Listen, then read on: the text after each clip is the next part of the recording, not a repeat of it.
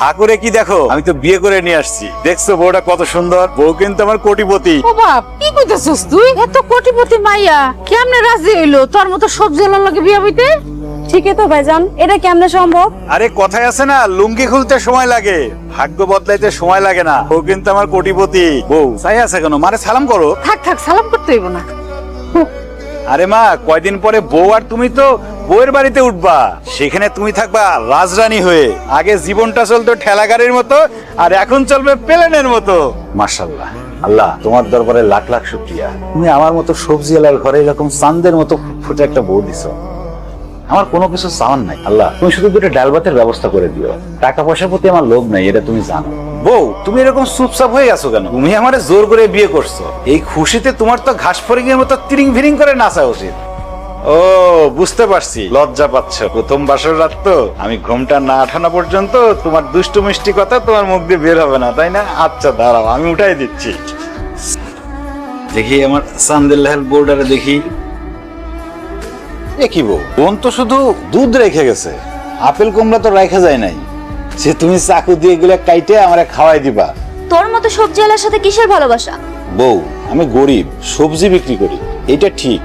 তাই বলে তুমি আমার সাথে এরকম ব্যবহার করতে পারো না। তোর মতো সবজিওয়ালার কাছ থেকে ব্যবহার আমার শিখতে হবে? আজ আমাদের জীবনের সেরা রাত, তুমি ছুরিটাকে দূরে রাখো। চলো আমরা বাসর শুরু করি। তোর মতো একটা সবজিওয়ালার সাথে আমি করব বাসর ঘর? অসম্ভব, কারণ তোকে আমি স্বামী বলে মানি। তুমি কি বললা?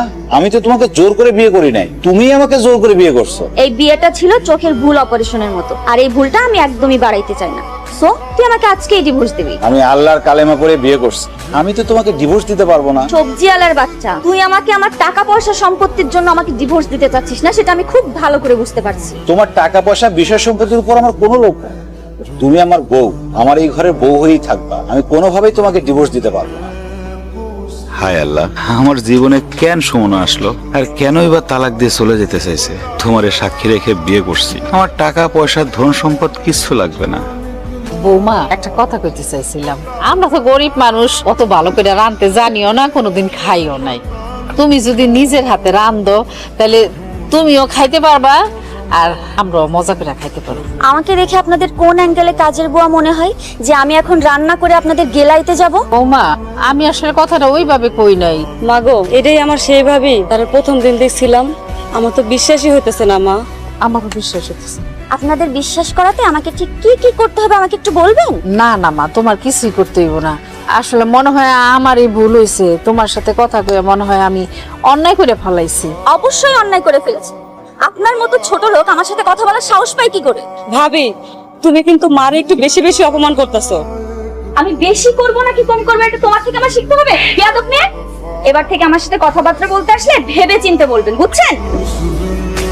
মা, কিভাবে যে কই, আমার তো বাসরঘর থেকেই বাইর করে দিছে। ভাবি আমার গায়ে হাত তুলছে। আর কইস না বোন, সবকিছু যেন স্বপ্নের মতো মনে হচ্ছিল। সুমন আমার কাছে তালাক চাইছে। কি করছ বাবা? এই বাসর ঘরে তোর কাছে বউ তালাক চাইছে? মা, ওরে তো আমার পক্ষে তালাক দেওয়া সম্ভব না। আমি যে ওরে ভালোবেসে ফেলাইছি। তুই কোনো চিন্তা করিস না বাবা। ভাবি, ও ভাবি, বসো। তোমাদের মধ্যে ছোট লোকের মতো আমি পার্টিতে বসে খাবার খাবো? সুমনা, ছি ছি, এসব কি রান্না করছে?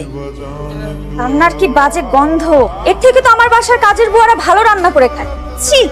সুমনা, মাকে এইভাবে অপমান না করলে হয় না? কি আশ্চর্য, আমি তাকে কখন অপমান করব? তুমি বড় লোক মানুষ, তোমার এইসব খাবার পছন্দ নাই হইতে পারে। তুমি কি খাবা বলো? ফ্রাইড রাইস আর চিকেন ফ্রাই। সেটা তো মেলা দাম। আমি সারাদিনে যে ইনকাম করি তা দিয়ে তো এক প্লেট ফ্রাইড রাইসও হবে না। আমি ফ্রাইড রাইস আর ফ্রাইড চিকেন ছাড়া অন্য কিছুই খাবো না। বউ, এই নাও তোমার ফ্রাইড রাইস। কেমন প্যাকেটের ফ্রাইড রাইস? একে তো মনে হচ্ছে ফুটপাতের মরক্কো। আরে না না, তুই দেখোই না, আমার সামনে গরম গরম রান্না করে দিছে। হেই দেখো, বিশ্বাস না হলে।